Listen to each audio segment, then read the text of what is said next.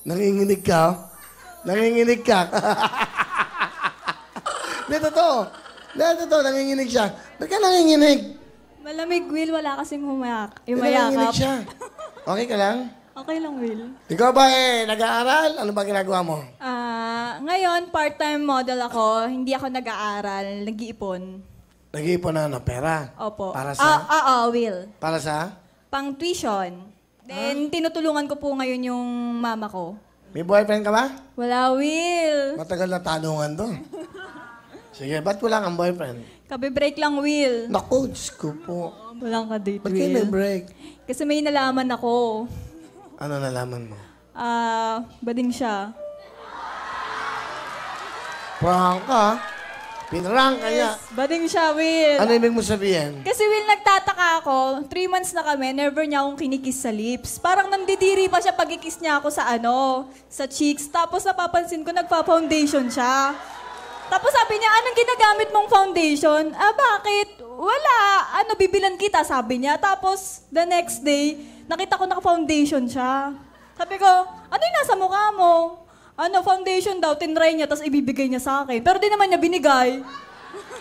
Totoo ba yan? Totoo, Pero swear. niligawan ka niya, hindi mo naramdaman na meron siyang ganun. Hindi, Will, parang naguguluhan daw siya. In-explain naman niya sa akin. Hindi niya alam kung ano yung gusto niya. Tekla, anong message mo yan? Kasi may pagka ganun ang sitwasyon mo. Medyo nangihinayang ako sa sitwasyon mo. Bakit? Gusto mo magbagong buhay tayo? Sayang, no? Pero paano siya kumilos? Lalaki or ano?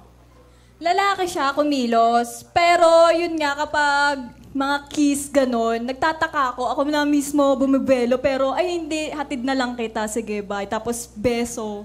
Parang hindi pa nga nadidikit sa cheeks. Tapos, nag-antay pa ako ng mga ilang weeks kung ano ba talaga. Kinausap ko siya na, ano ba tang status natin? Naiyak ako eh. Tapos sabi niya, yun nga, parang may pinagkakabalaan siyang iba. Sasabihin na daw niya, may dinidate daw siyang lalaki. Di daw niya alam kung date yun. Pero yung mga second or third, third meet nila, parang dun daw niya na found out na lalaki daw yung gusto niya. Kasi gusto daw niya yung pag hinahag siya, tapos yung kinikiss siya dito. Kinikilig daw siya. Ayun. Tapos after nun, turuan ko daw siyang bumili ng foundation. Sabi niya. So, ilang months kayo? 6 months kami. 6 months wala kayong kiss? Wala. Kaya nga po, kaya nagtataka ako, bakit walang ganun. Tapos tinanong ko yung boy na friend niya, baka daw nirerespeto lang daw ako. Sabi ko, kinikiss ko na nga, umiiwas. Ayun, Will. So, Totoo yun, Will. matagal ka nang walang kiss? Oh, Will. Ikiss mo ba ako, Will? Ano ba ang foundation mo? Hala mo. Okay lang yan. Move on. Yes, ganun talaga. move on. Marami ka pa makikilala. Ang ganda-ganda ng mata mo. Ang ganda-ganda mo. Thank you, Diba? Will. Oo, ha? Oo. Malay mo. Susunod. Diba? Yes, Will. Di naman nagmamadali. Hindi, tanong na yan, ha? Mawa naman, oh. Hindi mo na kasi alam ngayon, eh. Ha? Nowadays, mahirap na talaga i-determine yung tunay na lalaki at saka Ma-identify. Kasi, ewan ko pa, parang may babahing na isang bakla, may tutubong 1,000,000.